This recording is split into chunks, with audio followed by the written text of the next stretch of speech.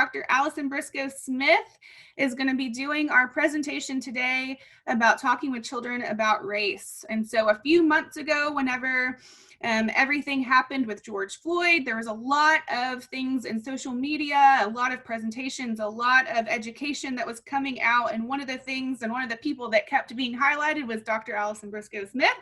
I attended a couple of different webinars and researched her pretty heavily, but I found her initially on Embrace Race. And if you don't know about that website and about that tool, please check it out. It is Embrace Race.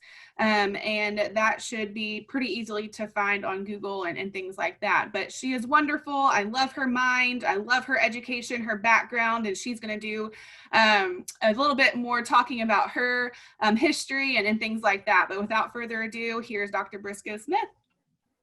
Thank you. That was a lovely, warm welcome. Thank you so much. Hello, everybody. I'm going to wave so we can pretend like we're in the same spaces together. Hi. Thank you so much for making the time to come and sit with me today.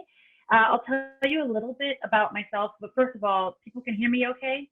Just a nod if people can hear me all right. Okay, cool. So I'll talk a little bit about myself and my background and what I hope for us to be able to do today and what we can kind of cover. So as Jenny mentioned, I am a child psychologist, and I spend the bulk of my time working in the context of trauma. So working a lot in the context of things like foster care and children's experiences with trauma. And I also spend a lot of time supporting families, organizations, nonprofits, et cetera, in talking about race and how to kind of do these things together. In mine, issues around kind of trauma and race and where they intersect. So that's the stuff that I want to be able to kind of share today. I want to be able to share some of the developmental and clinical science around when children are ready to engage, how we would assess when they're ready to engage around issues around race, bring you into connection with some of that research, and also share a lot of the experiences that many families have shared with me. I'm going to be going over three main things. Should you talk about race with children? When should you, and how should you? Those are the main kind of that I have to share. And we'll be going through that kind of today, but more than anything, I'd love to just be able to answer and respond to your questions. So y'all generated a bunch of questions before, and I've tried to kind of orient my talk to meet those questions. So I have a number of those that are kind of guiding me and available, and I'll be switching back and forth between those. But I also want to encourage you all to throw questions into the chat. I'm going to try to make this as interactive as possible. And I know that that's hard as we're spending so much time kind of far apart, but I am also feel really lucky to be able to get access and reach the folks outside of my town right where I am right here. So I'm in Oakland, California.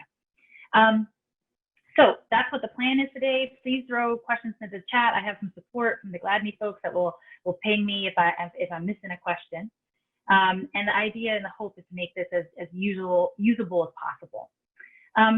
A couple other things that I want to kind of point out about why I'm so interested in working with your community in particular is that I have been supported by and engaged with communities with adoption for a long time now. And part of that was my own pathway and journey towards parenting involved some time and some support in the context of adoption. And I actually have a clinical practice where I work with transracially adopted children and kids in general. And I've worked for a long time with an organization that I'm going to refer to a lot here called PACT. And PACT is an organization that provides lots and lots of support in the context of families of color that want to adopt children and for white families who adopt children of color. So there's a lot of resources there, and I've actually been impacted a lot by the youth that have gone through their programs, the youth that had the experience of transracial adoption in particular. And then in addition to that, I have one of my students, I'm a graduate, I'm a professor by day. And so one of my students has actually done extensive research on and interviewing Black children who were transracially adopted. So I'm gonna be pulling upon those pieces of kind of evidence to kind of inform the conversation today. So with that, I'm gonna go ahead and get started. So I'm gonna start sharing my screen just a little bit.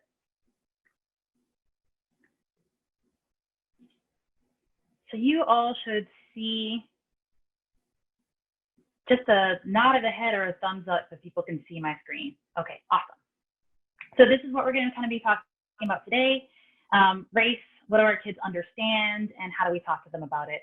I also understand that many of you are here because you're in service with children, you're providing care to children, you are a social worker, you're a case manager, you're doing that kind of work and support, and there also might be parents in that context. But I'm going to speak to you all as people who were formerly children yourselves, who are in the world of providing support to children, and many of you all as parents. So that's the kind of language in which I'm going to be speaking to y'all. So before we get to kind of this idea about when, I want to begin with this idea about should. So should you talk to kids about race? I have to say that I've been doing these kinds of talks and this kind of support for probably the past 15 years. And I used to have to spend a much larger proportion of my time convincing people that a conversation about race was worthwhile or necessary. For better or perhaps for worse, I no longer have to spend as much of my time kind of convincing people. I think we're in a time where we're able to see that we are still dealing with race. Race is still very impactful. And we see this in context of health. We see this in context of education. We see this in context of the level of hurt and upset that is manifesting in our streets. So race is still something that we're grappling with. A lot of folks who I've worked with before really wanted race to no longer matter and really subscribe to things like colorblind ideology, which, you know, I think if we hold on to, at the heart of it is this intention and this space around being able to see each other as humans and not wanting race to be so impactful. And I think that's a great and worthy goal. And my space, and just to kind of begin with that up front, is that we're not there yet. The desire to no longer see people as people with race isn't working right now. We've got clear and lots of evidence that race is still mattering, and that the intentions around, well, if we just ignore it, it will go away, hasn't worked. So I'm just going to start with that as a premise, invite folks to kind of join with me in that the love that people want to provide, the being able to see folks as human, and the desire to have race no longer matter. I can hear you, but my kind of premise that we're starting in with is it's still mattering. And I can point to the data, which is that the disproportionate experiences of Black and brown kids in terms of policing, health outcome, educational outcomes, which, by the way, we also have all the research to suggest that it's not their fault. This is due to things like implicit bias and overt bias. So if there are questions about that, I'm happy to kind of talk with you all about that, but I want you all to know the place that I'm starting is that race is still mattering. The other place I want to go to was, as I mentioned, I had a student who worked with and spent a lot of time with Black children who had been adopted by white families. And she found lots of interesting kind of stories from them and pretty consistent themes. So she found that the children who had families who didn't talk to them about race, that those children, those Black children, had a difficult time growing up, that the idea that race didn't matter was really impactful for them. And it was impactful for how they learned how to negotiate their lives later. It was impactful for them in terms of the relationships. And it was impactful for them because they were often coming home with stories and experiences about how race was impacting them that weren't seen and held. So we then also heard from a number of Black transracially adopted folks who said, you know, my parents worked really hard and they actually talked about race, and that was a real help to me and it made a big difference. So again, hearing from folks that being able to even talk about this or talk about race was really, really important. But then they also said something that I think is important for us to think about. We heard from folks who said, you know, my parents were cool. My parents talked about this with us. We knew that race was important and I felt safe there. But the hard part was when I traveled to go spend time with my extended family. It was that grand aunt that wasn't accepting. It was that, you know, uncle that didn't know how to talk about race, that was really impactful. And I wish my parents had helped support them more. So even in the context where if in the home things are really going well, we also just have to make sure that we're preparing our kids to deal with racism outside. So that's how I'm going to start with the kind of basics of should you. My basic answer is yes, you should talk about race with kids. Now let's move to the other kind of question. So the other questions that kind of came up, and I put them here, was there were so many questions that we got from you about when. So these are the questions that you all sent before. When is age appropriate to start this conversation? Do you wait for children to notice skin color? Is too young? So let's jump in there. So I'm going to ask folks just to kind of answer the question via the chat for me, if people want to do that. But at what age do you think children begin noticing race? If people could just throw your answer into the chat. What age do you think children begin noticing race? Kindergarten, 3, see some folks pulling up. Who else? 4 or 5, first grade, age 3, birth, when they can see, right? So you see here so many, the idea that we know that kids are actually encountering race super early, right? So very, very early they're noticing. So I want to pull you into the data. Thanks so much for also trying on the chat in this way, because that way I know how we're interacting, so thank you. So let's go to the research. The research actually indicates that infants as young as 6 months old can pay attention and notice race. So the way that they do this is that they track infants' eye movement and also whether or not they drink more. So, and those are the kind of indications that they are interested in something. And infants at the age of 6 months will look more at images outside their own racial group more than images within the racial group. So indicating that they're beginning to notice. And so this is a community I know, whether you're parents or you're helping out in agencies or childcare, you all know children really well.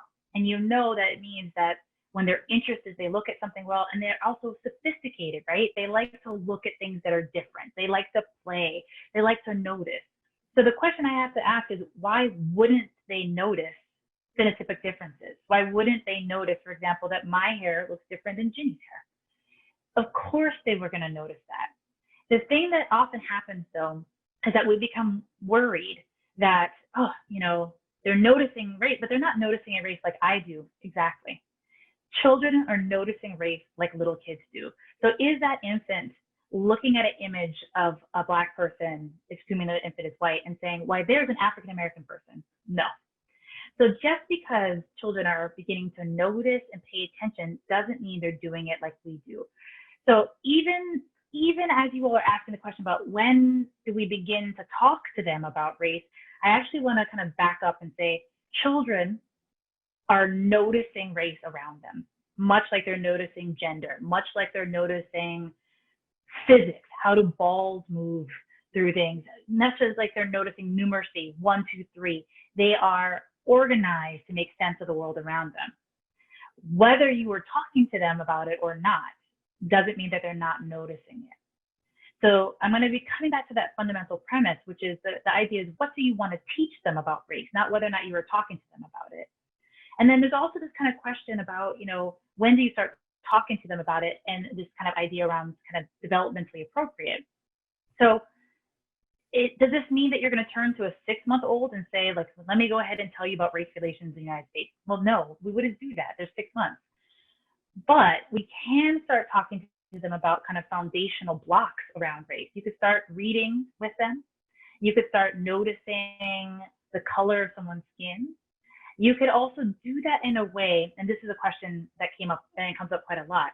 The noticing of a person's skin color does not have to be foundationally bad. It does not have to be, and so many parents, and again, I appreciate this, we don't want to teach them about race. We don't want them to see or notice. We want them to treat everybody equally. That's a great place to go, but not equipping them to see difference as good doesn't help them. If you don't spend time talking to them about that a different skin color is beautiful and a different skin color is great, or where's my skin color? If we teach them that it's okay, and to teach them that noticing in and of itself is okay. There was a question that kind of came up, I believe, that was around, when do you wait for children to notice skin color? So the other idea is that we don't necessarily have to wait. We can actually talk about that, or talk about, did you notice how Dr. Allison's hair was different than our hair is? Or did you notice how Dr. Allison's hair is just like mine? So there are ways that we can kind of build in this conversation that can be based on kindness, that can be based on love, and not based on some sort of notion that difference is bad. And so that's the thing I want to kind of caution about, that difference doesn't have to be bad. Noticing things that are different doesn't have to be bad. That we can actually do something really, really early, which is to teach our children about differences and support them, especially in the context. And then this is a thing, again, that I feel like perhaps communities where adoption is our pathway into parenting are equipped to do. So we have to be equipped to answer the questions around, well, why don't you look like your children, right? But if we start off with the foundation of difference is beautiful and difference is what makes us strong, then that's a very different kind of conversation than we look different because we're not, we're separated in some way. Well, our family is a family that looks different. Our family is, and difference is great. And you're going to see that I'm kind of letting up to kind of a language around how we can kind of support folks in this kind of idea. So to go back to the slides, I also want to kind of mention, so infants are starting this as early as 6 months.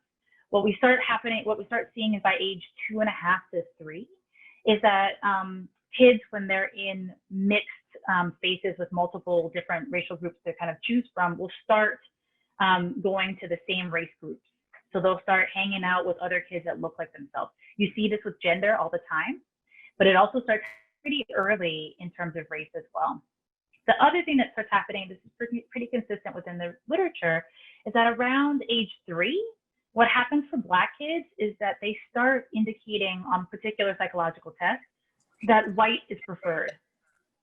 So in other words, they start noticing and picking up pretty early that whiteness is a preference in some way. So I have here Drs. Maney and Kenneth Clark, who are the psychologists that were responsible for the doll test.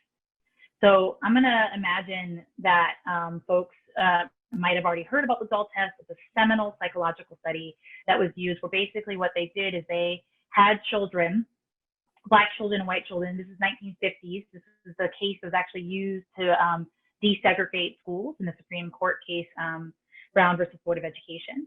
So what the doctors did is that they actually gave little children Black dolls and white dolls, and they asked them to ascribe positive or negative attributes to those dolls. The majority of both the Black children and the white children ascribed positive attributes to the white dolls and negative attributes to the Black dolls. They continued further, and they actually asked the Black children to indicate which doll they looked like. So after going through a list of who was smart, who was pretty, who was kind, they asked them, who do you look like? And if you watch the video, it's actually pretty distressing. A large number of the Black children actually indicated that they looked like the white doll. So they were trying to find some place that they had some positivity, so they would indicate that.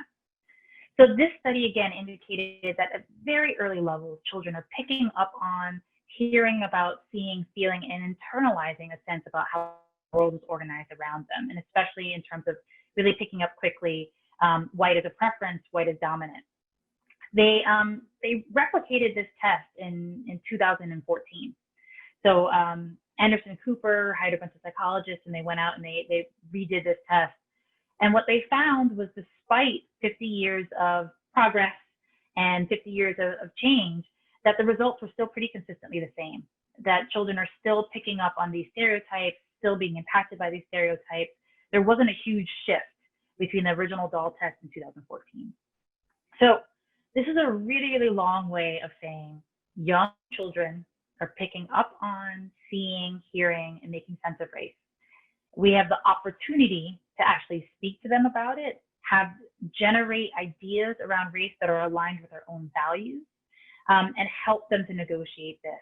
So to go back to the kind of questions of, when is it appropriate to start this conversation? I'm going to pick on it and say, well, what conversation?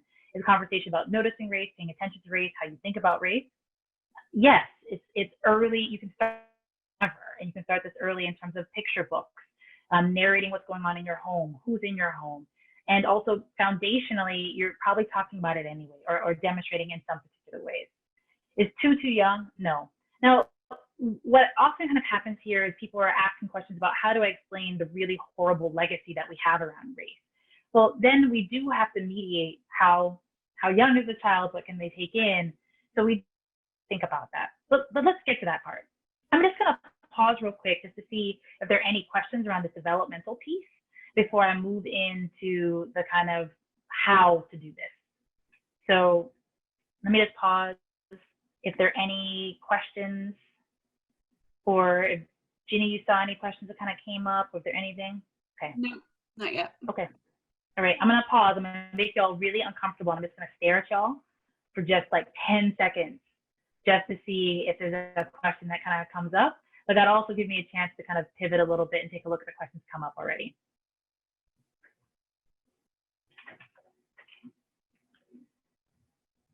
All right. Well, I'm gonna go ahead and I'm gonna just make some more space for questions as they come later. So that's when. Now let's talk about how. So there was a great question that kind of came in before that asked if there was anything that I could say to social workers right now and keep in mind right now, what would it be? And I thought a lot about that question. And I have to say that I've been working a lot in communities right now. I've been doing a lot of work in the context of teachers who are trying to start teaching in the context of COVID. And working with a lot of folks who are really struggling with all the racialized violence that's going on. And the thing that's really been keeping me grounded is this kind of notion, which is the notion of grace. So I'm going to spend a little bit of time talking about grace and how we can think about grace in parenting and in our service with children.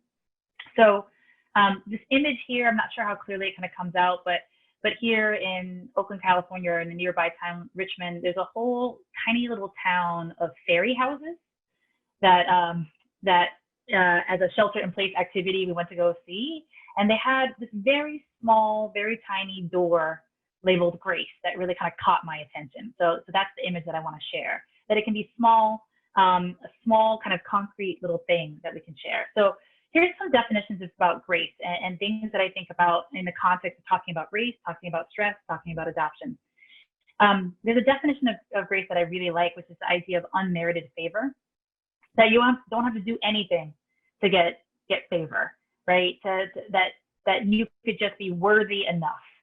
And again, I'm working with so many parents. I actually just got off the phone with a parent who said, I'm failing in everything I do. I'm failing with my 3-year-old. I'm failing with my 7-year-old. I'm failing as a wife. I'm failing as a teacher. And I have to say, so many folks are really feeling that right now in this moment as we are really called into service in a different way. You know, homeschooling for many folks, or making decisions about school for many folks, or just managing it. And so she was at a place of not really feeling unmerited favor for her. I also think about this as courteous goodwill, about what we do for others, an instance of kindness, a temporary exemption, a reprieve. So again, I'm grounding this in what I others have called the twin pandemics that we're experiencing. So twin pandemics of COVID and of racialized violence. And what this does in the context of parenting is that it really taps us out. I haven't met a single parent who's not working more now than before March. And whether that's working more to educate their children or to make complicated decisions about where they're going to send their kids to school, or just because working from home is more like living at work, any of those kinds of things, right? So people are really stressed, and especially in the context, I think, about trying to build your community and build your family, this is complicated. So I think this is a good time for us to think about grace and where we could offer grace, number one, to ourselves. So where, as a parent, can I offer myself some leniency, some grace?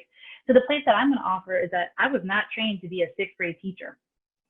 And I got a 6th grader in my house right now. And algebra is not going to be it for me. So I'm going to offer myself some grace. I'm going to look for a YouTube video.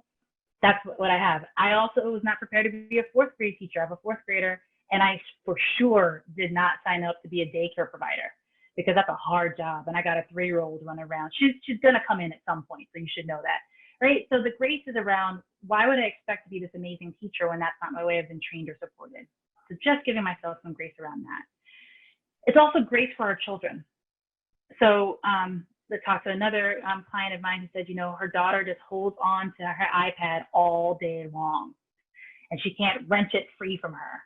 And the idea of offering some space and grace, like, of course, this is going to be different now. The iPad is now where she goes to school. The iPad is her whole source of entertainment. The iPad is how she connects with her friends.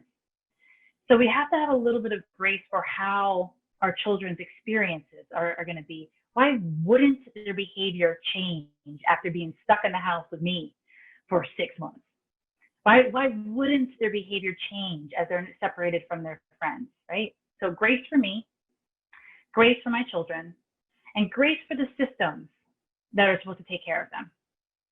I was online with our school district was kind of laying out the plan, and they had a chat in the side, and the vehemence and the anxiety came up in the chat. What about this and what about that? And blah, blah, blah, all the anxiety that poured out. And there was no moment of, these are people that are trying to figure this out. These are teachers who are scared. These are teachers who miss their students. These are teachers who have families. So can we offer some grace to them? Now, I want to put a little bit of a caveat. Grace does not mean being let off the hook. Grace does not mean having no accountability. So I'm not saying go ahead and let that kid watch the screen for 300 hours. Go ahead and don't hold our teachers accountable for showing up. Or go ahead and let me spend all day hiding out in a closet, ignoring my children. That is not the idea around grace. Grace is a little bit of a reprieve, a little bit of an understanding, but also the ability to hold some boundaries, that our children need to have some boundaries. It's got to be different right now. Our schools need some boundaries, got to be different. And I wonder and think about that for you all in the context of the ways that you serve children. Like, wouldn't it be nice if there was some grace for yourselves? That so many of you are trying to serve children in really complicated ways. So, I want to pause just on that moment, that idea of grace, because this is the foundation for how we move into the next part. So when parents are asking me, how do I possibly talk to my children about racialized violence? I'm going to have us first get grounded in grace. How do we offer that to ourselves in having a hard conversation? How do we offer that to our child as they take in something that's difficult? And then how do we talk about it in the context of systems? Okay, so that's kind of the foundational kind of grounding that I want to offer us in this moment. I'm going to move to the next kind of part, and then hopefully get a chance to kind of be a little bit more in dialogue with y'all.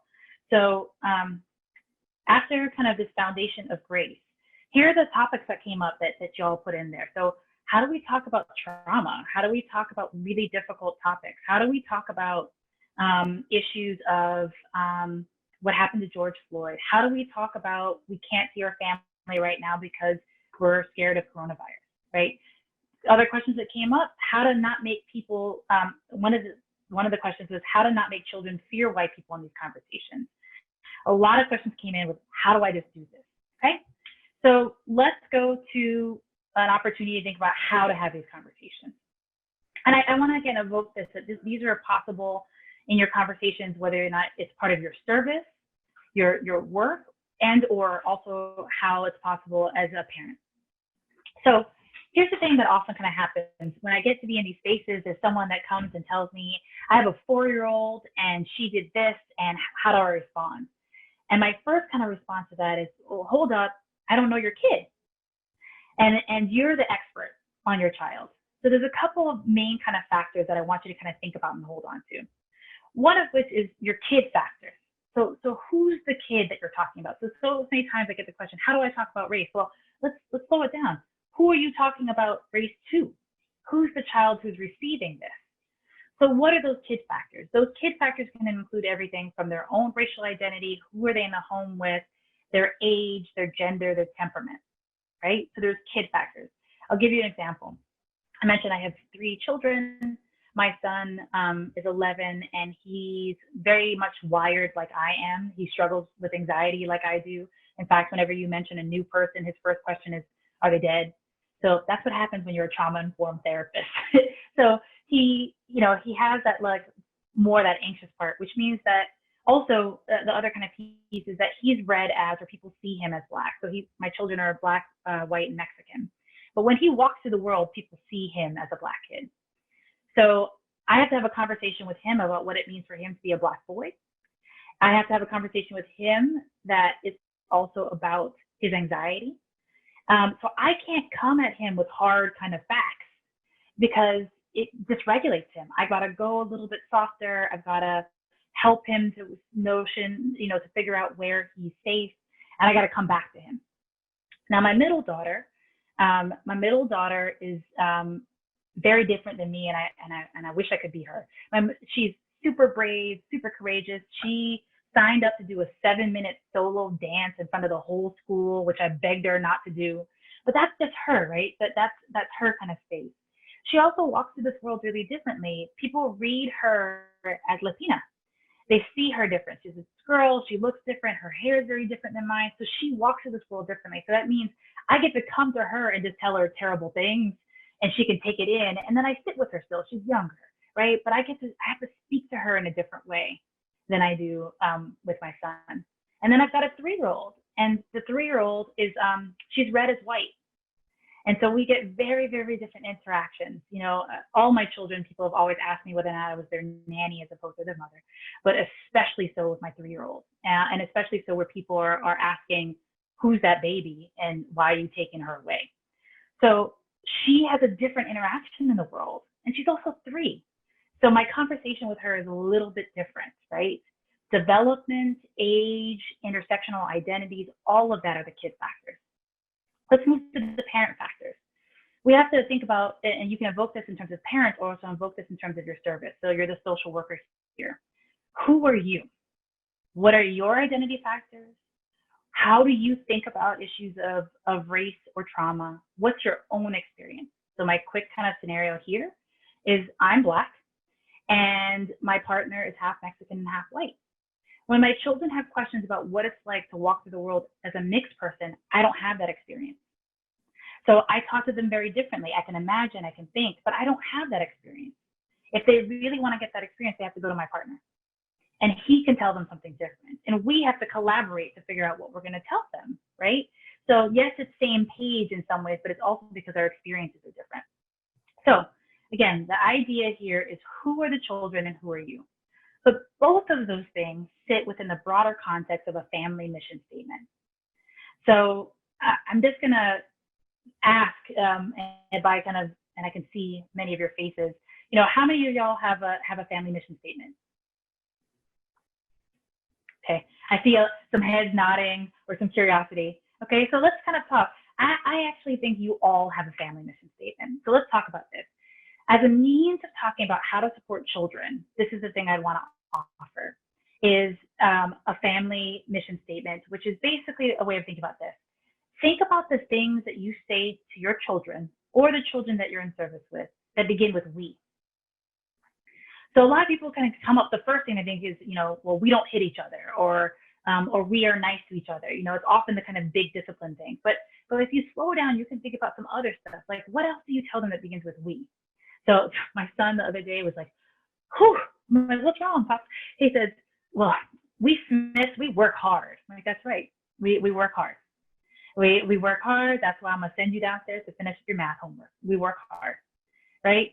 So it might be, we are kind. And so many families, you know, I know talk about kindness or compassion. Or it might be, we are lovers, or we leave places better than we found them. So the idea is to think about, this is not a new thing. And in fact, I don't have anything new to tell anybody. This is about the stuff that you already do within your families. And those of you that are in the process of adopting and are about to receive children, it's also thinking about, who are we and who do we want to become? Those of you that already have children in your home, it's still a moment of who are we and who we want our children to become. So these are the questions to think about. What's your family mission? What's your vision? I love working in faith communities because so many in those communities, people could say really quickly, you know, that this is what we're aligned to do. You know, we are children of God, or we believe in service and that's the highest form of a blessing. It's really quick, but the idea is go ahead and align. What are those things, right? What are your values? How do you want your children to be? What is the time and what's your effort spending with them? And then I would invite you to also think about this. This can be done with children. So the simple thing to do is go ahead with your family and think about, who are we? So we are strong, or we are kind. And then what you do is you invite little children, big children into this. You know, who we are as a family is that we are kind. And you ask children, how can you tell when you are kind? How do you behave when you're kind? Where is kindness in your body? What is your kindness in relationships? And when you're disciplining, it's about bringing it back to that place, right? So when my 2 kids are scrapping with each other, you know, I'm running into the room saying, this doesn't look kind to me. is your body certainly are being kind? And I usually go, I'm like, and it's not kind to me because I had to run over here and break you all up and do stuff, right? But it's coming back to a basic foundation of a question. This is the same thing that can be done in terms of a conversation about race. Do you understand racism as kindness or not? Do you understand racism as being related to your mission statement in some particular way? So many families are already talking every day, especially with little ones, around fairness. So that's a conversation that you can interact with, right? That what's going on with folks right now is not fair. Or we actually are going to work in a way for us to try to be fair. So I've lectured a lot. I actually want to pause here a little bit. And so again, the invitation that I want to make with you all, for you all, is I want to actually hear about your family mission statements. So I'm going to stop my share a little bit so I can see a whole bunch of faces. I'm going to ask you all to think about what are your family mission statements. So to just throw them into the chat, things that you've said or heard, other family mission statements that you've heard, anything that you can think about. Okay, we can do hard things. Great. What else is there that people want to add? And I'll give you a minute to put it in there.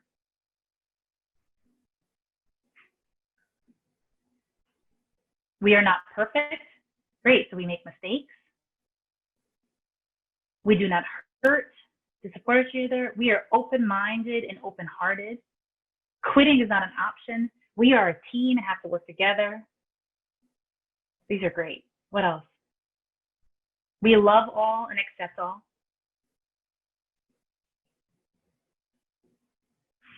Right? So we are a team. We can do hard things. So I have to admit, we are lifelong learners. My favorite one that has ever kind of come in is when mama's happy, everyone's happy. Like, okay, yeah, we can get behind that one. We respect everyone as a child of God, right? We can apologize to each other, try to leave the world better than it was. That I mentioned one that a family, and this was in the context of a conference that I did around adoption. The family said that theirs was, we leave places better than when we found them. And that came from a terrible play date. It was like a play date that had gone really wrong. So, but then they as a family kind of got together to say, okay, let's do this, right? Right? To raise young women who are comfortable with their skin and proud of who they are, treat everyone with respect and kindness. All of the crayon colors are beautiful. So think about each of these. We can pick any one of these and go further, right? And we can go further in our conversations with children. So I can pick anyone. So treat everyone with respect and kindness. Okay, then we've got to move to operationalizing it. What does that mean? What is respect?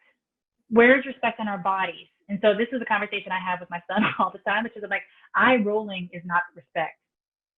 You flipping your eyes at me, that is not respect. You're not showing me respect in your body in that way, right? You know, the words that you use. How can we actually move to embodying this? And then it's also the idea about, you can notice that. I noticed that that person did not respect that other person. Why do you think that is? Were they not being respectful because we have a difference in skin color? How do you understand it? These are the conversations that you can generate really, really early and really consistently. And by the way, these are the conversations you're having all the time, whether they're explicit or not. So as much as this is a conversation about how to talk about race, it's also a conversation about how are you living it. So think about it this way. Who's in your home? Who do they see? How do people interact? How do you interact with other people? How are you speaking and manifesting? So, because I can guarantee you, if they see you as, as a person who is not kind to people that look a particular way, they're going to figure that out, right? And so that is a way to really think about the conversation is all the time. And the other way of kind of thinking about this is, again, in this context of being so overwhelmed, like, I don't feel like this is a particular moment where people can learn a whole lot of new skills. Like, I already had to learn Zoom. I'm done, right? We had to learn all these other kinds of things. So this is not a moment where parents I'm working with are feeling like, I'd like some new added skill or technique. So this is not about new stuff. You're already doing this within your family. You are already communicating about this. This is about remembering what you're doing. It's about paying attention and noticing what you're already doing and communicating. A great kind of activity to do is ask your children, who are we as a family? who are we as a family? What do we do?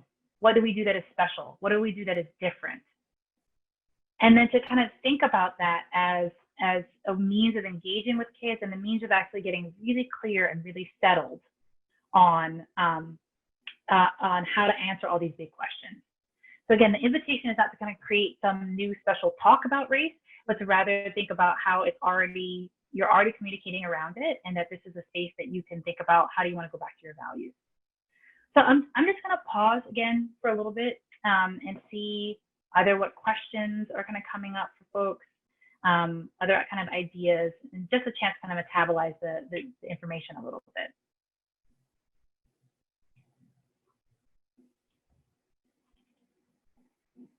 And as I take this pause, here's another thing that I'm going to offer. It's people use the tool 20-20-20. So in the context of doing Zoom and so many things online, we are actually getting a lot of neurological data that is distressing for us to be able to look at screens this long. So the invitation is every 20 minutes, take 20 seconds to look 20 feet away. And so I'm just going to invite people to just take 20 seconds. If you can't look 20 feet away, to just look at something different, to get comfortable in your bodies, just to kind of move around just a little bit, and that'll give you 20 seconds to switch screens. That's my also delay tactic as I do that.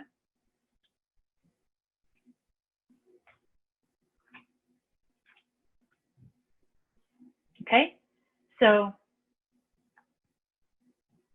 yeah, I definitely saw what's in the chat. It's a really good thing to share with distance learning students because it's a lot to kind of do this all the time in terms of managing looking at a screen. And the data is, again, pretty consistent that the microsecond delay that's present in things like Zoom or WebEx is enough to kind of scramble your brain up a little bit. It gets a little distressing. Okay, so I'm going to kind of come on back to some of the questions that you all had here, and I'm going to go ahead and kind of share the screen and see if that's an opportunity. Again, I'm going to invite folks to kind of enter into the chat. This is also a great way if you want to talk to me a little bit more directly. So someone could put a question in the chat, and then we can actually talk a little bit maybe about an example that's coming up for you, a clinical case that's kind of coming up for you, a particular question. Again, I want to make this as usable as possible for you all. So let me go ahead and share the screen, but give you all a little bit of time if you would like to ask me a question. So I think you should be able to see. Can folks see the, yep, okay. So I'm gonna just jump to kind of a couple of questions and kind of take it through, and then I can kind of come back with some of the slides that I have ready. So there's a question up here about when your child wants to label everyone by the color of the skin, how do you approach this so it doesn't hurt other children? So I think this is one that can be kind of tricky to do. Part of it is actually teaching kids about that people feel differently. So sometimes I have a conversation about, skin color. Well, I'll give you kind of a good example. So we teach our children here to love and value their skin color and to feel great about it. At this kind of early developmental kind of age, we're using lots of kind of food-related language like caramel colored or chocolate or latte. So it's kind of enjoyable and kind of fun. My 9-year-old was 6 at the time and is very proud of her skin color. And they were having a conversation. She happened to be in a group with other mixed race Black and Latinx kids. And there was another little girl there who's actually much darker than her. And so as they were kind of talking about differences, she actually mentioned, my daughter did, how much she loved her caramel skin. And that it was great and that she was happy with it. So again, I was really proud of that. What ended up happening is that the little girl with darker skin went home and told her mom that my daughter was making fun of her because of her skin color. And so we had to pause in that, right? We had to kind of sit with that. So that was a conversation I had to have with my daughter around, I'm so proud that you love your skin, and it's really important to celebrate other people's skin color too. It was a conversation I had to have with the parents around, that was not the intention, but I understand how it landed that way. Can we be in dialogue as a community together to talk about the value of our skin? But you can imagine that was kind of a tough kind of spot to kind of be in, but it was this kind of opportunity to kind of think about the yes and. I wasn't going to say that my daughter shouldn't be talking about her skin. She's a brown girl in a world that, much like one of the value statements here was about, needs to be really supported and feeling good about herself, because that's not the narrative that comes. So I'm not going to make her smaller because of that, but I need to make her more aware, right? That there are other kids that feel different ways about it. So again, we have to kind of do that in the context of our values, which is around being kind and compassionate. So when you saw that the little girl was becoming distressed as you were talking, what could you have done? What questions could you have asked? How could you kind of think about it, right? So there's these different ways that we can kind of engage to kind of support them. I won't go answer all of these questions, but I want to address the ones that I've hit up. So when is it appropriate to begin this conversation? We've talked about how do you assist families with preparing to talk to their children around race? Again, my invitation is to invite families to think about mission statements, to have them think about their values and how they're going to manifest their values, and to think about where the race-based conversation is in that. As you saw within my slide, the slides also kind of indicated that if we want to push families to go a little bit further, we can actually have them come up with a mission or a vision or a statement of racial justice. So what does that mean? What does racial justice mean? What does it look like? Where would we feel it? Who would we be in relationship with? How could we tell if we are living this value? That those are the kinds of questions that we could ask folks to participate in. There are a couple questions here that I can kind of pivot to. How do we actually address inappropriate comments or microaggressions? There was another question around how do we talk to kids who are using racial epithets? How do we kind of intervene in that kind of moment? So I'm going to just kind of pivot a little bit and jump into how to have these hard conversations. So I'm going to stop sharing this and kind of bring up another kind of piece. So I'm going to be referencing the work of Howard Stevenson. So Howard Stevenson does a lot of this kind of work and support. And he's got a particular model about why race-based conversations are difficult. So I'm going to take you through this model. We can think about how, if you're in a moment of having or getting in that kind of difficult kind of conversation, what you could do. So this is, again, Howard Stevenson. He is another psychologist that does a lot of this work around thinking about and intervening upon racism. He works a lot with Black boys and helping to support them negotiate predominantly white spaces. He's got a ton of research. I highly recommend that you take a look at his books and his webinars and his tools. So I have kind of like a break it down version of his model here. So what he kind of talks about is, so I'm going to take that question in particular. What do you do when you hear something that feels offensive, it feels off, it feels racialized in a way that maybe isn't consistent with your values? How do you actually interrupt around that? So he actually calls this moment a moment of racial stress. So we can think about racial stress as this moment. So maybe it's the moment when you're interacting with someone and the topic of race even comes up. It's a moment when your child is out in public and says something that someone else may find offensive. It's a moment when you said something that your intention was not to harm, but all of a sudden someone kind of feels that way. It's just generally that kind of stressful moment, right? So the idea around that is that in this racially stressful moment, there are some things that kind of happen. And what happens is, the first is, these are the common thoughts that are going to come up. So usually in the context of a race-based conversation, many folks have this first thought about, oh, what if I say the wrong thing, right? And that for some folks in this equation, I'm going to make a distinction between folks of color who are receiving and impacted by racism and white folks who are on a different side of this equation. That for some folks in this conversation, what if I say the wrong thing? For white folks, the concern is, if I say the wrong thing, then I'm going to be seen as a racist.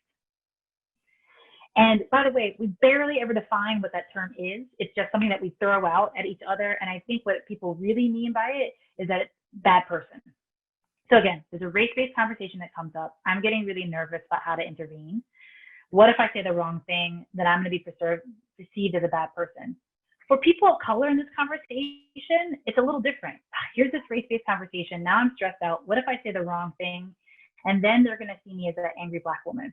Or then they're going to see me as being too sensitive. So it becomes, again, stressful. So the next thing that kind of happens is, my body becomes involved. I get hot, sweaty, panicky. This is not where I really want to be. And then, maybe this comes up. Maybe I'll be punished for being bad. So if I'm in this space, like maybe someone's going to get really angry, maybe someone will tell my boss, maybe I'll suffer some sort of consequence. And I can tell you in the context of working with teachers, many of the teachers I work with feel this, like if I say the wrong thing around race, I'm going to be in big trouble, right? So then what ends up happening is this. My friend calls it brand management. Oh, no, I'm a good person, right? I do all the good things. I'm woke. My best friend is. This is all this kind of stuff that rather than kind of being in the space is around, I'm not a bad person. Why should I be punished for racism? It's not my fault. We're moving into defense. Aren't we, done with race anyway? I think our current climate is indicating that we're not quite done. Or the other thing, I'm not a racist. Or we flip the conversation to the person. You're just being too sensitive, right? Which is a conversation killer right there. So this kind of cycle kind of happens, and then what ends up happening is that we'd rather just avoid. So just by people kind of nodding their heads, is this familiar to anybody? I see some heads nodding. Has anybody ever been in this cycle before? So it doesn't feel great, right, to be in that kind of cycle. So that avoidance, there are many consequences to that avoidance. That consequence is that we don't practice, we don't become skilled. And then think about this in the context of kids, like who is best positioned to tell when an adult is having a hard time having a conversation? It's a child, right? They know when we're upset. They know when we're having a hard time. They know when we're struggling. So if this is kind of happening in the context of kids, then they're going to know it. So Howard Stephenson goes through a model that's pretty clear about how to kind of stop this. And the basic premise is, first we have to check in with ourselves. How are we feeling? How are we doing? We need to go ahead and calm ourselves down where possible, whether that's breathing, mindfulness, prayer, just to be able to be present in the moment. Then we gotta also, and this is communication, we gotta get aligned with our values here. What is it that I want to say and communicate in this moment? Do I have shared values, shared space with the person? And oftentimes the shared space and values are, especially if I'm in the context of serving a child and working with a parent, is, I know that we both really want to make sure that your child is doing well. I know that we both, love and care about this child. Not to say that my love is the same as the other person, but, the idea is to kind of invoke and share around that. And then for us to be able to kind of move into slowing the process down, connecting around our values, and then figuring out what it is that we would like to be able to kind of say. But I don't know if anyone that has ever had this conversation and then you leave the conversation, you're like, oh, I wish I had said, or that's what I really wanted to be able to communicate, but that we often don't have that available to us because this is so aversive. So the last kind of piece around this part that I want us to kind of think about is and what he kind of talks about is practice, and that's scripting. So he has this idea that what we should do is that we should actually get ready for and practice these conversations. So let me put it this way. I want you all to kind of think about something that happens to you that you find bothersome, but it happens all the time. Someone that makes a comment to you about something, or someone that bothers you, that you often have a way of responding to them. So I'm going to give you an example. I'm going to stop sharing. I'm going to give you an example. It's not a great example. I want to identify that it is problematic in some ways, but it is one that I use quite a lot. And the example here is that I had to kind of generate a script. So the script is this, and the thing that I find pretty problematic. And so I'll just tell the story. So the problem for me is that whenever I'm in a store, grocery store, Target, anywhere, people approach me assuming that I work there. And this happens all the time. And I want to kind of frame, I don't like it. I don't like it because I feel like it's racialized. I don't like it because I feel like it's gendered. I don't like it because it brings up for me my own classist assumptions. Why is it a problem that I work there? But it just kind of scrambles me, and it happens to me all the time. And yes, when I'm not wearing a red shirt in Target. So, you know, it happens all the time. And it's just something for me that just, I don't like, right? So again, a lot of folks will kind of tell me, well, it's because you look nice or because you look like, you know, cool. I don't like it. And it happens to me all the time. So I decided to kind of use this research to kind of figure out how I could interrupt upon it. So I decided that what I would say is that when I'm approached, oh, the added problem, more complicated than this, is I always know where everything is in the stores. So that's the problem, because I do actually know where everything is. I'm also that person in the house, like I know where everything is in the house. I don't even have to be in the house. Someone could call me and be like, where's that thing? And I know where it is. So that's the problem. So we have a local store here that I go to a lot, and it happened a number of times there, but I decided to come up with a script, and my script is this. I'd be happy to help you, but I wonder what it is about me that makes you think that I work here. Again, so I'd be happy to help you, but I wonder what it is about me that makes you think that I work here. So I was in my local store. An elderly woman came up to me, a white woman came up to me and asked me where the spaghetti was. It's on aisle 4. But I said, you know, I'd be happy to help you, but I wonder what it is about me that makes you think that I work here. And she kind of had her eyes thinking, and ran away. So it could be anything still, but that allowed me in the moment to get a little bit of control over what was kind of going on. I still was going to help her. You know, I still yelled aisle 4, but it was still this kind of place that allowed me to kind of slow down a little bit. And I've done it a number of times. And one time I did it again.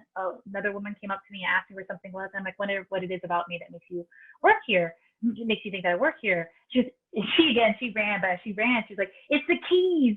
You have so many keys. And I did. I had a whole bunch of keys in my hand. Again, the idea is that in that moment of something that really bothers me, and one that I feel like is racialized, it allows me to slow down. It allows me to have some control, and it also allows me to interact.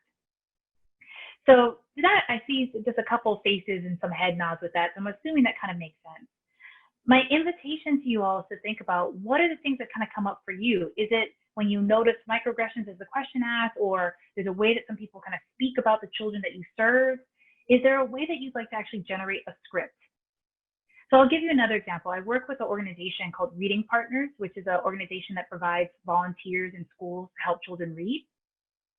And one of the things that kind of came up for them is that many of the volunteers come from much wealthier backgrounds. And they were asking lots of questions about the children that they were served. The children that we're talking about are predominantly Black and brown kids coming from low income kind of circumstances in schools that are poorly funded. So, you know, parents or volunteers were saying things like, well, I'm just assuming that these children have, you know, terrible lives at home, and I'm just really happy to be able to help out.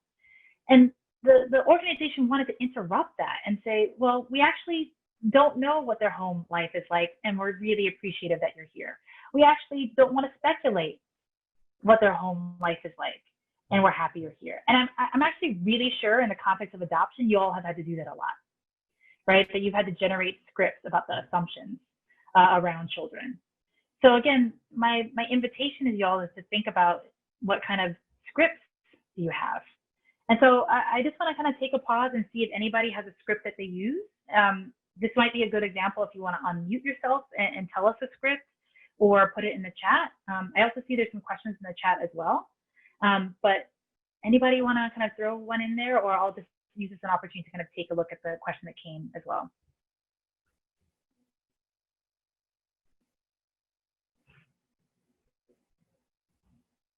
Yeah.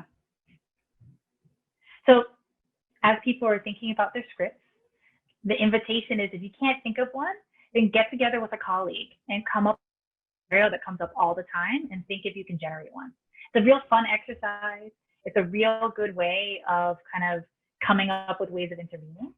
And it's a great way of actually practicing, because I do practice and you get the chance to kind of learn something different too. So I see here from Margot. And Margot, maybe what you can do is, if you can unmute yourself, maybe you and I can be a little bit in dialogue about this question. Is Margot here and available to do that? I am here. Hello. Margot, would you mind? I see that you also put some information in here about this microaggressions kind of piece. Can we talk a little bit about it? Because I think it might be a good way to kind of dive deep.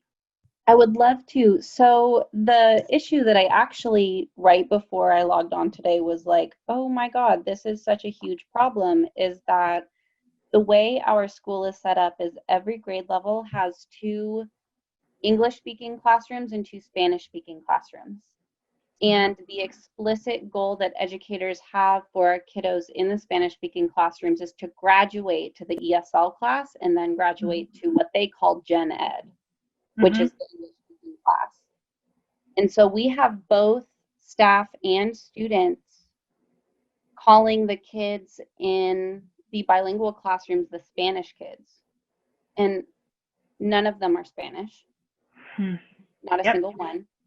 And so I have been working on trying to figure out what my script might be for that. And I have no idea really where to begin, because I've realized that this is such a systemic issue that we're not even giving these students who are, I work at an elementary school, so this is 5-year-olds to 11-year-olds. We're not giving them the opportunity to communicate or understand each other. We're separating them from the beginning and telling them, you guys cannot learn together.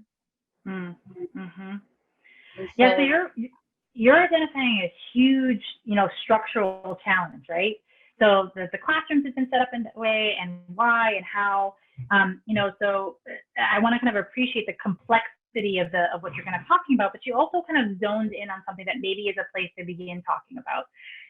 One of the things that I do in particular, and I haven't talked about today, is I focus a lot on implicit bias. So those are the unconscious, automatic ways that we kind of think about kids, and about how those things kind of pop up. So there's a couple examples that came to mind as you were speaking. I had a student of mine whose name is the same name as my son's, and it's a Latin sounding name. And so I remember he was talking to us about how he grew up, he's from a Mexican family, but it's a 3rd generation Mexican family. Part of his family spoke Spanish, but the majority of his family didn't. He didn't speak Spanish. And on the first day of school, he was put in the all Spanish-speaking classroom because of the assumption about his name. And he kept on ending in classrooms that were the Spanish classrooms when he didn't speak any Spanish. The assumption was automatic because his name sounded Mexican. And what it meant was that people didn't give the time or space to actually meet with him, talk to him, and see him, and see what his language level was, see where he'd be comfortable, see where there'd be space. So there was a speed, right, that was kind of happening there. And that's what happens especially in these systems where we're like speeding along. Okay, all of these kids will go here, all of these kids will go here. It means that we're actually not slowing down to see who are they, what do they need, or Margot, as I hear you kind of speaking, whether or not they can actually benefit from each other, and how they can benefit from each other. There's tons and tons of research about what works best for children who are English as a second language. And that research tends to have opportunities for kids to be together. There's a big kind of movement in the school that actually my children go to, is a bilingual school with a predominant focus on ensuring that Spanish-speaking children have access to English, but that model is done in a particular way. But so there's big systems issues, but there's some smaller issues too. And Margot, I hear you kind of starting with the level of a child's name. And so I wonder if there's a way actually to even begin, with what you said. It's like, I've noticed that what we're doing is we're saying the Spanish kids. Can we think about changing that name? Can we think about what our intention is here for keeping the kids in different spaces? Can we think about how we could actually see and understand it? Can we also, and I hear this in what you're saying, that Spanish is the language, but that's not who they are. So Margot, tell me what's kind of coming up for you.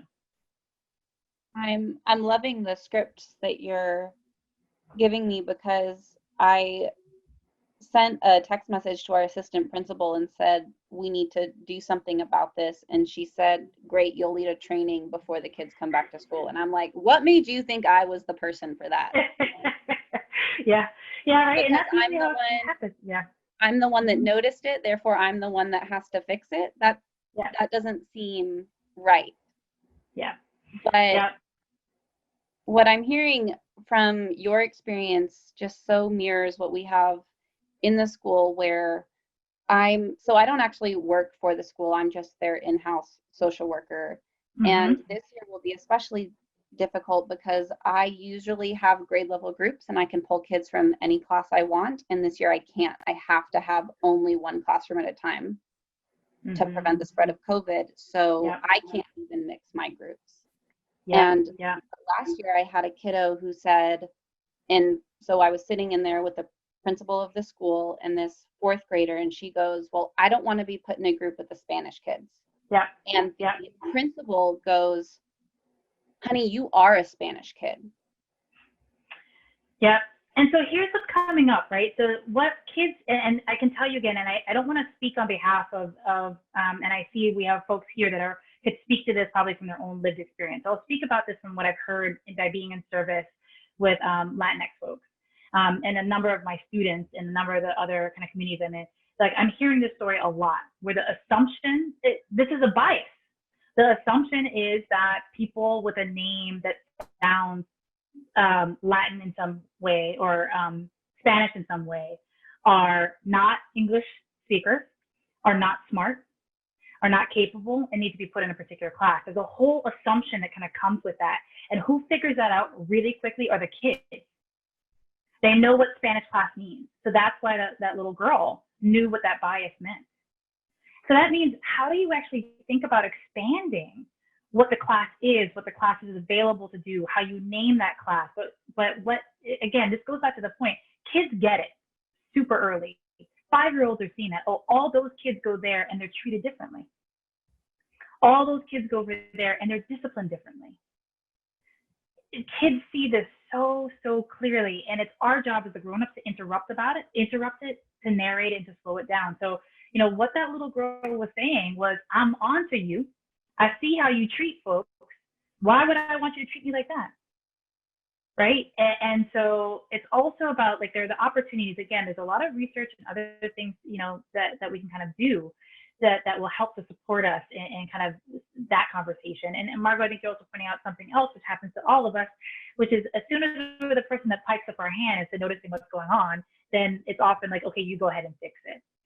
What I would encourage you and anybody else to do, because what ends up happening, and this is a parallel to the conversations around race or conversations about trauma or conversations about COVID, it gets so big, so quick.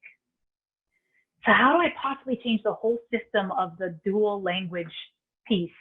You know, and as you said, in my role as a social worker in the school, how do I possibly address the whole entire system of racial injustice?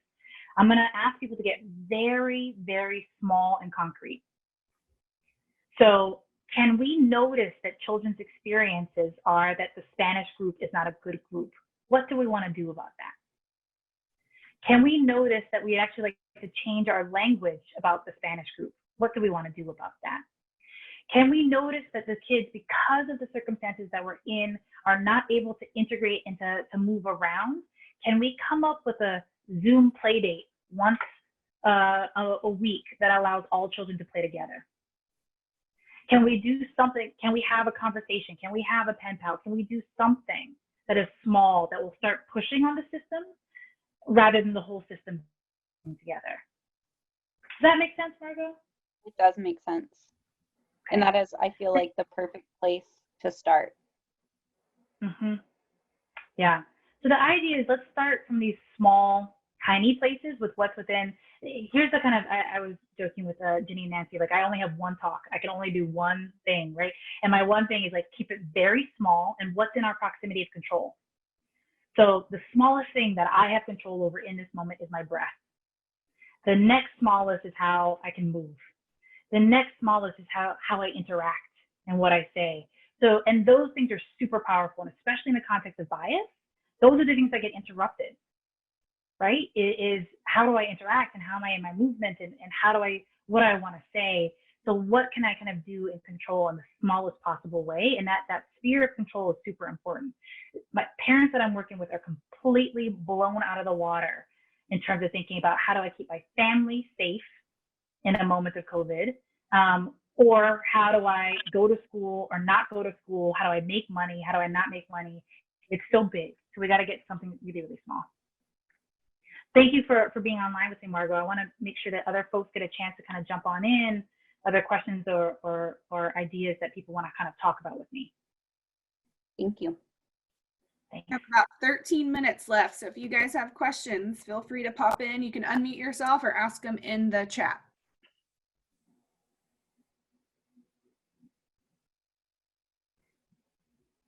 Other thoughts or questions that folks might have?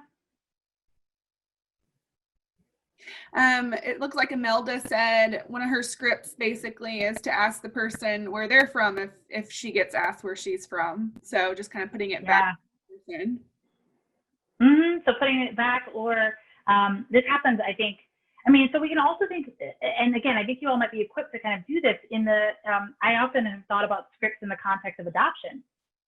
So this comes up a lot, which is like, are those your real parents? Right? How many of the kids that we're in service with, that's the question, right? I wonder if those are your real parents. So what is it that you'd like to be able to say to that? And actually, that's what we often do, or the work that I've done with kids is to equip them with those scripts, right? Or for little ones, why don't you look like your parents? Or any of those kinds of common things. So again, I want you all to remember that those are things that might be available to you, that you've been doing scripting kind of all along. Especially in the I often think about, we talk about racism, we talk about sexism, and you all know there's adoptionism, right? There's the biases that come in the context of understanding adoption, right? And how is it that we equip children and their families to manage that? And often it's through giving scripts. I see that there's a question here. There's a person that doesn't have a camera mic, Carmen. Wonder how you talk to children about race that have parents that are prejudiced.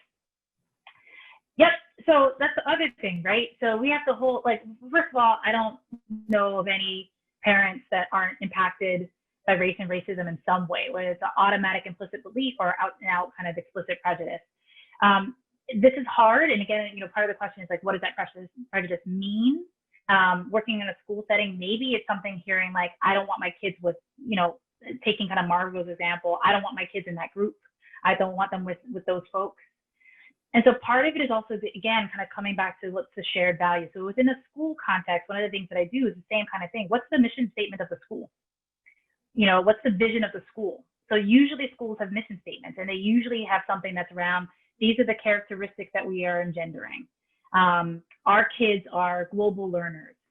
So part of it is getting really familiar with that, because when parents come to a school, they are signing a contract. They're making a choice to come to a school where this is actually, and this is the we. Well, we here at the school don't speak about other children in that way. We here at the school know that each one of our children has value. We here do this. And so it's grounding in those kinds of values, and also trying to listen for what the fear is. And that's usually what it is. So it sounds like you're worried that your child's experience is going to be different if they're in the Spanish group. It sounds like your experience is that interactions have gone negatively with that group of people. Can we slow that down? Can we talk about it? Can we join on our shared expectations and shared vision?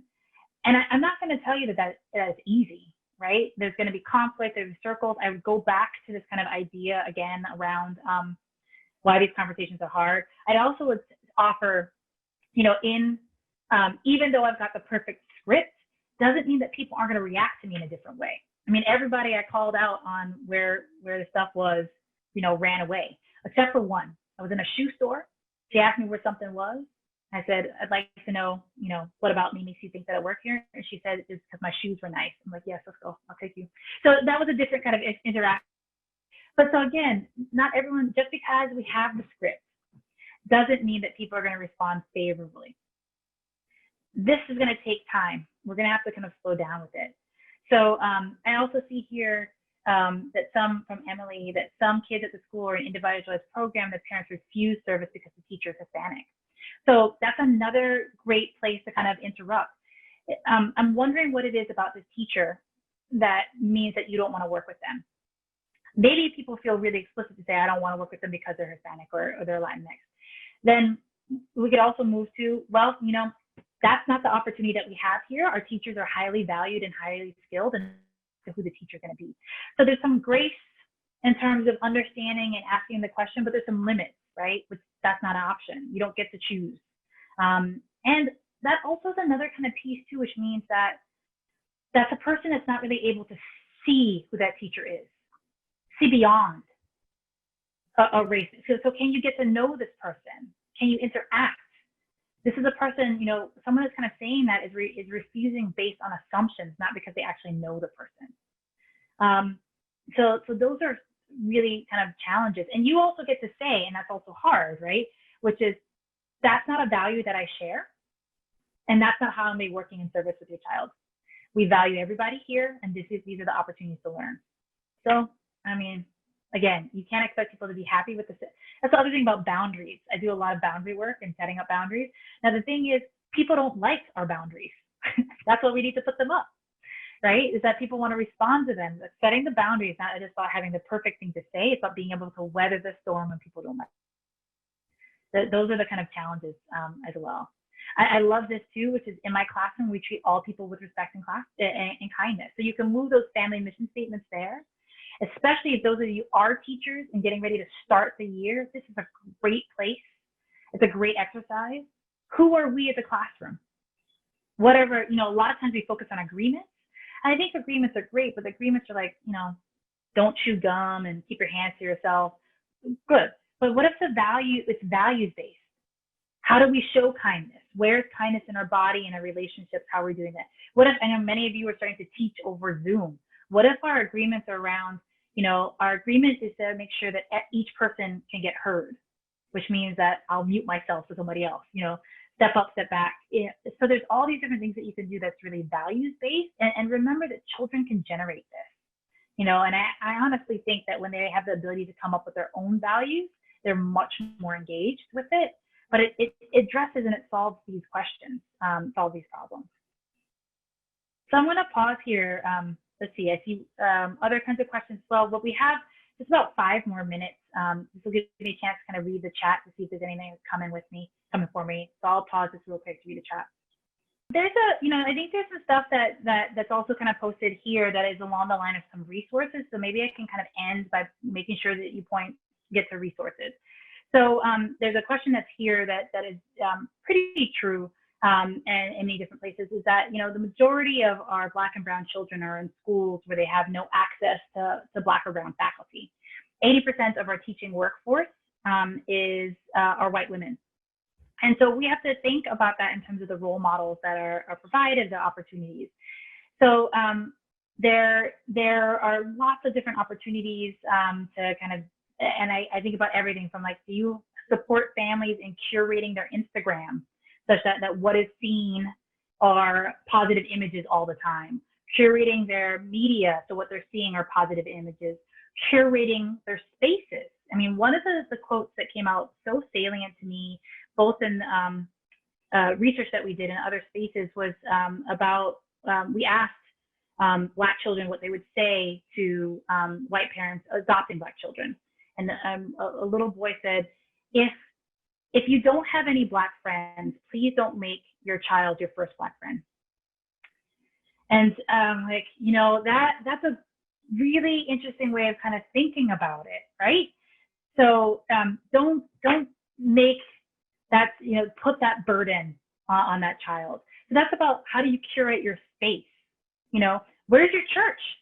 Who do you spend time with? Where's your soccer? Who are you in connection with? That those are the opportunities to have kind of role models. So that's how to support there. But how do you get access for kids? The good news is that there's so many beautiful, wonderful, and this question in particular is around Black folks. There's so many beautiful, wonderful examples of Black folks, Black fathers, Black psychologists available, that it's not hard to kind of find that representation through either your media or the books that you're consuming. Embrace Race, as Ginny kind of mentioned, is a great space to kind of provide tip sheets and support. There are so many available books now. It's not hard to honestly Google multicultural books and have it come up. There's a question here about, are multicultural dolls great to use? So the way that I kind of think about it is that if you're a therapist, the toys that you have should be diverse because you're teaching about it. And if they're all de facto one, then what you're teaching about is that the world is only in the world of play is one. So they should be diverse. And there's so many opportunities for that. Multicultural dolls, who would, and that, to think about that, take inventory. If you're working in a daycare setting, how many dolls are different colored skins? You know, how many toys, what's up on the walls? But it's not about, and I'll kind of leave you a little bit with this kind of idea. I had a colleague, actually a friend of mine, a white woman who lives here in Oakland, having a discussion about race and how to teach our kids about race. And she asked me a very genuine and heartfelt question. She said, you know, I, as a white family, you know, I've made the decision to live in Oakland because it's really diverse. And I made the decision to put my children in Oakland schools, public schools, which is really, really diverse. Isn't that enough to teach them about race? And here's my answer to that, because I think it's the same thing about having dolls or having posters up or having disrepresentation. Is if I were to take my 3-year-old and drop her off in a library for a year, would I expect her to come out knowing how to read? Just because it is visible around them doesn't mean that we are actually making them literate to race. So just diversity, oh, look, we happen to see other folks. If you're not narrating, we are here, we're making a choice to be in a space with diverse folks because that's a value for us. We're making a choice to spend time with people because they look like us or because they're different than us. If you're not narrating that, then what it leaves children to do is to make up their sense of the racialized world by what they're seeing outside. And right now, outside ain't great in terms of how people are getting along and how people are treating each other. So the invitation is we can speak to this, we can do this with our values, we can do this in a way that actually really supports. I'm really confident that we have the opportunity to build a generation of kids that will get us to a place where race doesn't have to impact folks so negatively. I'm really confident we can kind of do that. But I think the generation that we've had where race doesn't matter and being colorblind hasn't worked out so great. So I'm going to pause because I know that we're really, really close to ending and just see if there's anything else I need to kind of end with, or Ginny or Nancy, if there's anything else. No, I think that was wonderful. I think that's one of the things that I haven't heard before is just bringing everything back to a mission statement and the importance of making sure that your family has that mission statement because that's your guiding principle, right? So every organization has one. And so it's a very neutral, but also very blatant way to talk about something and open the door to that conversation without attacking. And so that's brilliant. I loved it. I'm going to use it. I hope everybody else does as well. Yeah. Yeah. I just wanted to express real appreciation for the work that everyone here is doing, whether that's the work of parenting or being in service or being in schools. Thank you to Gladney for kind of putting this together. I also just want to point to and invite people to be in dialogue with me. I miss being in person. So if people want to be in dialogue with me, I have a website, drbriscoe-smith.com. And I'm also going to be launching a course to support families as they talk about these issues. So if you want to refer folks or support folks and kind of reaching out to me, my plan is I really want to help families right now because it's kind of a struggle in this moment. So please reach out and thank you so much for the opportunities that y'all are providing. Thank you guys so much. And we'll put all those resources up on our social media after the presentation, especially you said pact.org, right? Yes. Yeah. Okay. Well, thank you guys so much. We had a lovely time.